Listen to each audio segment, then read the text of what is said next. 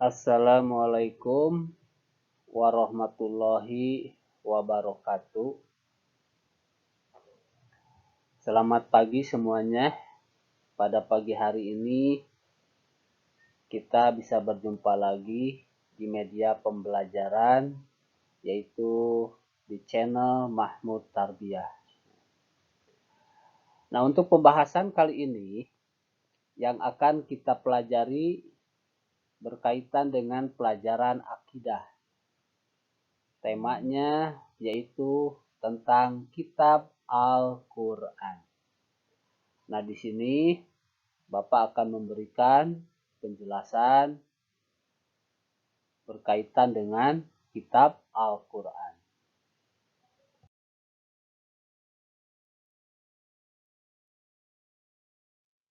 Oke, perhatikan baik-baik penjelasan yang ada di layar video ini.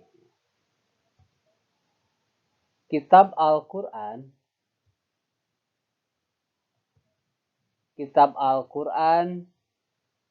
adalah kitab yang terakhir. Jadi sekali lagi, kitab Al-Quran adalah kitab yang terakhir. Kitab yang terakhir yang diturunkan oleh Allah Subhanahu wa Ta'ala kepada Nabi Muhammad Sallallahu Alaihi Wasallam.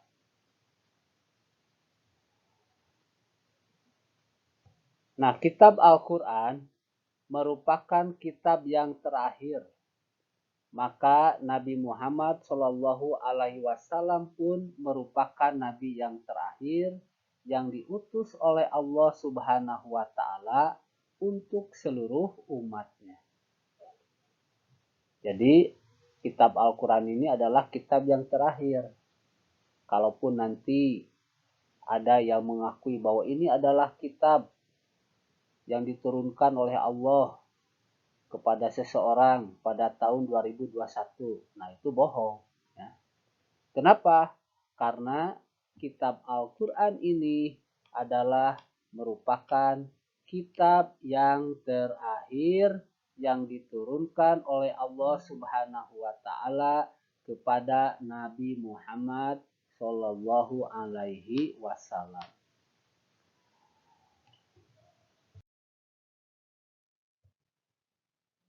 Tempat diturunkannya kitab Al-Quran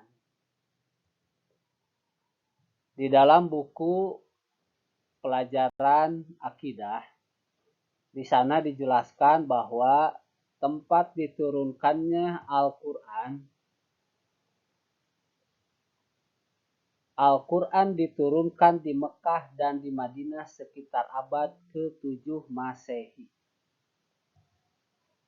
Terus yang kedua, Al-Quran diturunkan Allah Subhanahu wa Ta'ala kepada Nabi Muhammad Sallallahu Alaihi Wasallam secara berangsur-angsur, lebih kurang selama 23 tahun. Yang ketiga, Al-Quran yang pertama kali diturunkan adalah surat Al-Alaq ayat 1 sampai 5. Selanjutnya, surat Al-Alaq ini diturunkan pada malam tanggal 17 Ramadan di Gua Hiro sekitar Mekah. Dan yang terakhir, ketika itu Nabi Muhammad Shallallahu Alaihi Wasallam berusia 40 tahun. Nah, itulah berkaitan dengan diturunkannya kitab Al-Quran. Ya. Dan yang pertama kali diturunkannya yaitu surat Al-Alaq ayat 1 sampai ke 5. Lalu apa inti ajaran atau apa isi yang ada di dalam kitab Al-Quran yang dijadikan sebagai pedoman? Inti ajaran yang ada di dalam Al-Quran yang pertama yaitu berkaitan dengan akidah.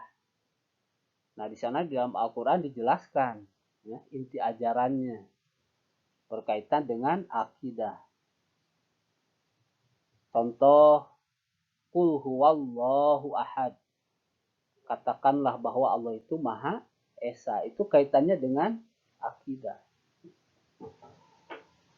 Ajaran yang selanjutnya yaitu berisi tentang syariah. Tentang hukum-hukum. Atau tata cara bagaimana melaksanakan ibadah dan bagaimana tata cara melaksanakan berkaitan dengan muamalah. Di sana dijelaskan di dalam Al-Quran. Yang ketiga yaitu tentang ibadah. Yang keempat yaitu tentang akhlak.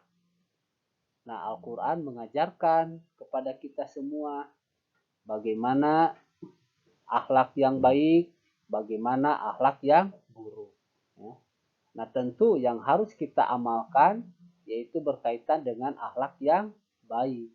Kalau dalam istilah bahasa akhlak baik itu disebut akhlak mahmudah, akhlak yang terpuji. Dan selanjutnya, ajaran di dalam Al-Quran yaitu tentang sejarah. Nah, dalam Al-Quran kan banyak sejarah-sejarah. Sejarah Nabi Nuh, sejarah tentang Fir'aun, sejarah tentang Korun, itu ada di sana di dalam Al-Quran.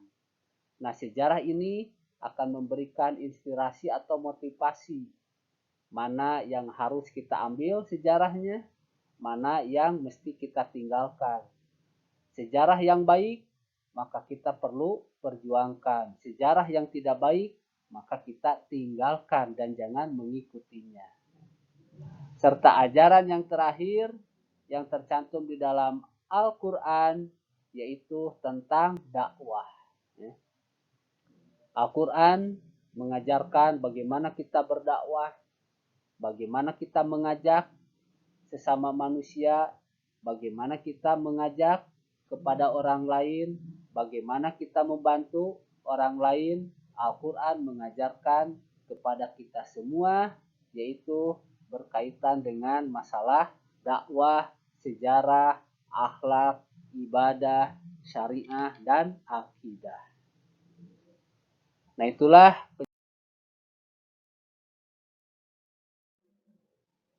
yang dapat Bapak sampaikan untuk hari ini. Mudah-mudahan apa yang dijelaskan menjadikan penyemangat buat kita dan bermanfaat buat kalian sehingga menambah wawasan pengetahuan baik dari segi ilmu maupun pengetahuan dari segi akhlak yang kita perlihatkan. Sekian dan terima kasih. Wassalamualaikum warahmatullahi wabarakatuh.